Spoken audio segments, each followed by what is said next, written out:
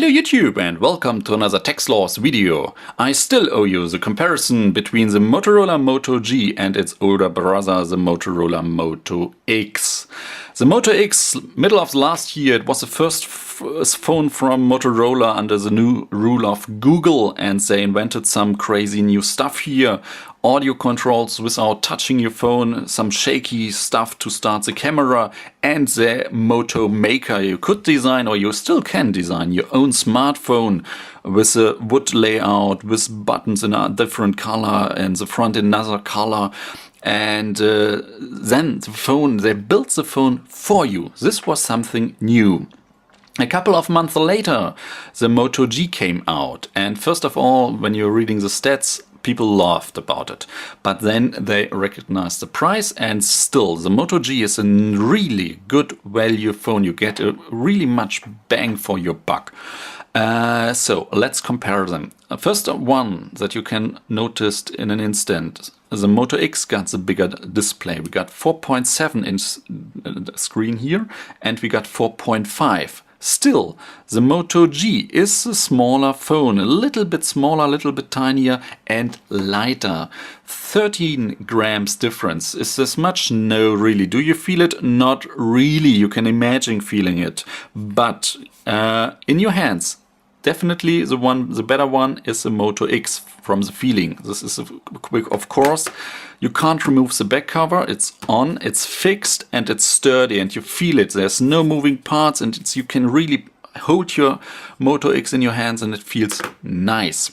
The Moto G got the same form than the Moto X, but we got a removable back cover, and this is plastic, of course, and you can feel it. This is not that nice to touch than the Moto X, and not that nice building quality. It's still a really nice built phone, but in comparison, no, the price goes to the Moto X.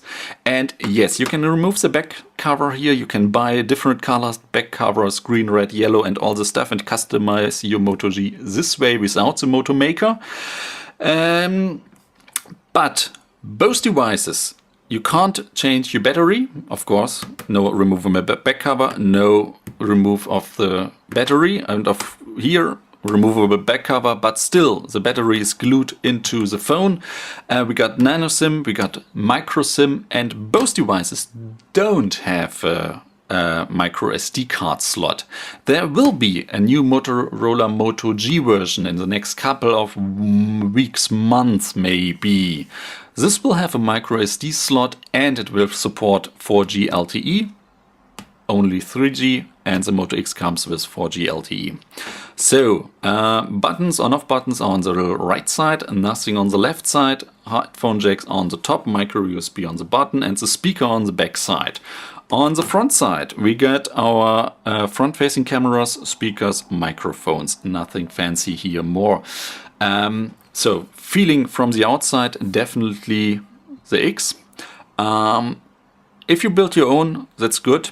If you have only the choice between black or white, definitely go with the black one, because there's a color difference between the white on the back side and the white on the frame. This is the same, but the front side wise on the white on the display, no different color. This is not the white you want, just in my opinion. Then let's start with the screen. I already told you 4.7, 4.5, but we also got different technologies. We got AMOLED and LCE here. Do you notice a difference? Yes. The viewing angle is definitely better on the Moto X. It doesn't matter in which direction you're looking. Winner Moto X. The white balance or colors are warmer, a little bit more yellow, a little bit more comfortable on the X. This is because of the AMOLED technology. Colors are brighter, yes, but overall brightness, definitely the winner is the Moto G. It's way brighter than the X. But if you're going outside in the bright sunlight, this won't matter. Both phones have really heavy reflections. You can use them, but it's still not a pleasure. So I would say winner for the displays, in my opinion, the G. Both devices got the same resolution, 1280 by 720 pixel. Different screen sizes means different PPI values. We got both devices 360 and 330, so both are over 300 PPI. This is good in my opinion. Do you notice a difference? Not really. No, not really. Next point, speaker quality. Both are mono speakers on the back side. It's okay. Standard quality, sound the same. Cameras, there's a real difference here. We got 5 megapixel rear-facing camera versus 10 megapixel rear-facing camera. And yes, the camera on the Moto G makes better pictures and it records video in 1080p, while this G only records in 720p. Front-facing cameras, exactly the same. 1.3 megapixel, 2 megapixel here. Winner camera category, definitely the X. Performance and overall, both devices come with Android 4.4 and speedy. Both are speedy, but I definitely have to say the Moto X is speedier.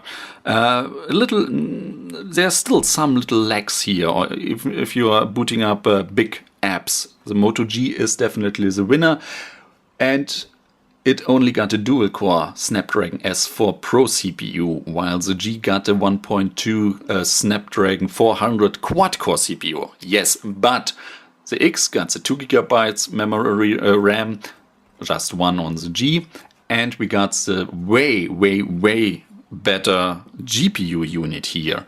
But still, both devices are fast, but the X is faster and smoother. Talking about software, Motorola is giving us on both devices Android 4.4 KitKat and really close to vanilla Android. We got a little bit layout changes here on the custom Moto design software. We got the line where he has dots, and we got the own Moto camera app, which is in my opinion not that great. You got a different menu than from your standard Google camera. Is this a problem? No, you can still just install the standard Google camera on your Moto G, and you can even do something else. You can install the Google Now launcher, and then you get all the stuff you know from your Nexus devices, for example, like swiping left for Google Now. On the Moto G on the Moto X you got still the normal swipe up. On a normal Moto G it's exactly the same swipe up for Google Now, and then swipe left you get your spaces, or install the Google Now launcher and get Google Now swiping left. This is exactly the same. You can choose whatever you want, and the Google Now launcher runs smoothly on both devices without any problems. But there's one or two big differences here. We got if you got your phone in standby, first of all, you can do voice commands with the Moto X here, because our favorite voice command is still "Okay Google." And the Moto X wakes up, I can talk to it, I can let it make a phone call or ask it a question, no problem here, but not really more. For more I still have to get into the phone. But if my display is activated, and with the new versions of the Google Now search app, I get this feature also on other Android phones. Okay Google. This time it started on the G but not on the X. Okay Google. So normally this act and react exactly the same. So handoff communication with the device works on both cases, but only on the X while the phone is in standby. So you got your always listening function, which you can deactivate, by the way. So no, don't be scared. Another thing is, how do you start your camera? Normally push a button and then swipe left from the home screen, from the lock screen, and you start the camera app. Yes, but there's another way. On the Moto X you can shake it, baby. 1, 2, 3, and you get a nice vibration and the camera starts. And this is really a nice smooth thing. It even works when the display is activated. Just shake it and this camera starts. This won't work on the G, only on the X, and this is really a nice one. And second thought, I never felt something that nice vibrating than the vibrates on the X while starting the camera. This is really a nice feeling. So next step, battery life. We got the slightly larger battery here on the X, but overall no really a difference. Both devices give you 4 to 6 hours of on-screen time. They both will get you over the day. It depends how intensive and what are you doing. If you're just reading, if you're reading a book or just hearing music without the screen activated, no problems. If you're watching videos, browsing the web a lot, then of course it's intensive. And if you're playing games, of course this will drain your battery even faster. But there's one category where the G trumps the X way. And this is standby time. It's no problem, you charge your G to 100% and then just lay it on the desk and do nothing with it after 1 week. There's still enough juice on your G to make phone calls or use it a couple of maybe half an hour or even an hour. The X is a normal smartphone. You don't use it, lay it on the desk, and after 2 to 3 days it's dead. No more battery life, and this is the standby time on the G is really amazing. So so battery winner, definitely the G. What else? Price, of course. Let's talk about the price. The Moto X, there are a lot of prices out there. You can get it for 210, 230, even 250 euros. This is, yes, of course. For this price, you can also get a Nexus 5, an OnePlus One. If you can get one, you can buy an LG G2 for really and save money. There are a couple of alternatives out there.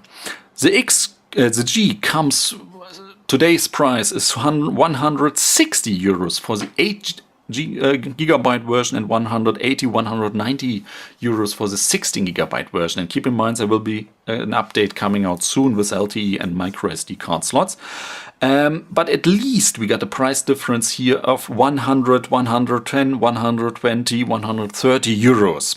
So the X costs again half the price of the G for an update price.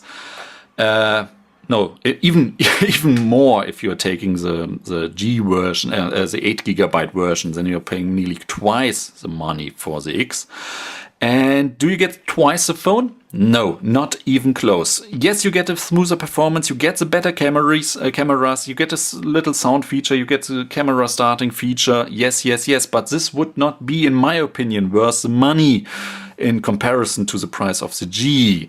What it would be the money worth is, in my opinion, building your own smartphone. If you ever wanted to build your own smartphone or let your own smartphone, or own design smartphone being built for you with a wood layout, for example, a wooden phone. Who got a wooden phone with different type button colors here facing in comparison to the front facing? This is great. This is some stuff I would definitely pay 100 or even 150 euros to design my own smartphone. Yes, but the normal person who just gets the G, get another colored back cover, get your case with bunny ears or stuff like that, and be happy and just save enough money. I mean, in comparison, you get nearly an 8 gigabyte version of the Moto G and the beginner model of the Nexus 7 for the money of a Moto X. So in this opinion, just I'm definitely normal people. The G is sufficient. This is what I want to say. Yes, it is smoother. Yes, it is get a better camera quality. But the G definitely is enough. Even more if you are just looking for a cheap phone for family members or friends that have no idea about smartphones, then the G is definitely the way to go. So this is it. Thank you guys for watching, and I see you in the next video. Bye.